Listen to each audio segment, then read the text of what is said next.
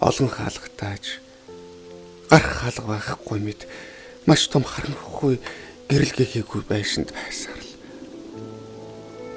их л олон хаалгыг нээж үтсэн ч бүтэл өөдөж сэтгэлдээ шарах нэмэн. Хийдэмий хаалга нээж сэтгэл бугалсан том хар чулуун дээрээ нэмж чулуу овоолохгүй байхыг хүснэ. Ихтэй хаалгануудыг нээж үсэхгүй л бол гарах гарцыг олж чадахгүй шүү дээ. Одоо бол зүгээр л харанхуй нэг булан шиг дээд бодолдоо дарагдаж суухаас өөрийг хийж чадахгүй байна. Хаалгануудыг ахиж нээ гэхнэ зорих хүрэхгүй. Эргэлзээтэй. Бас айдастай.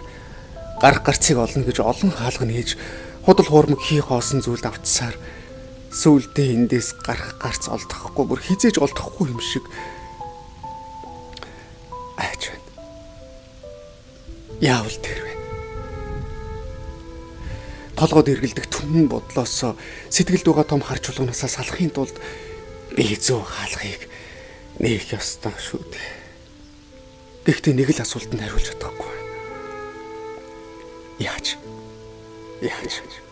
Энэ асуултал намайг шаналгаж бас зовоож байна. Татсан хаалга бүр худал хуурмаг хууралтаар хий хоосон худлаа сэтгэлээр дүр өсгсөн зүйлсээр яагаад дүүрэн байгаа юм бэ? Би мэдэхгүй.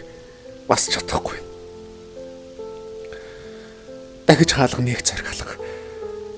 Эндэл өөрийгөө байлгаж бай.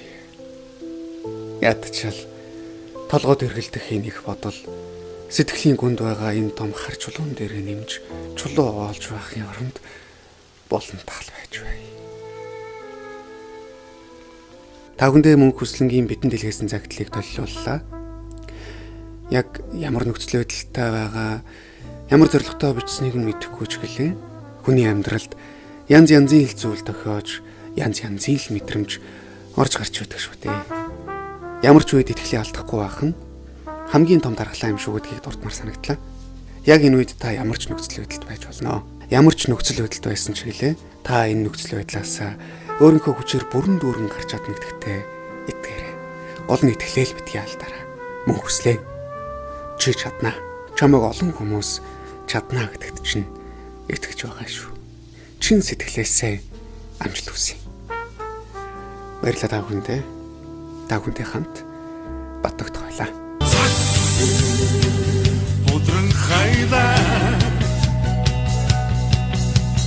цагаан